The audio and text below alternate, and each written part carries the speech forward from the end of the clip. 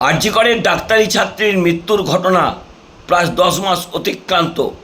কলকাতা পুলিশের তদন্তভার কেড়ে নিয়ে সিবিআইয়ের হাতে দিয়েছিলেন এই বাম চিকিৎসক সংগঠনের নেতা, ভারতীয় জনতা পার্টির বেশ কয়েকজন নেতা এবং বেশ কয়েকজন আইনজীবী।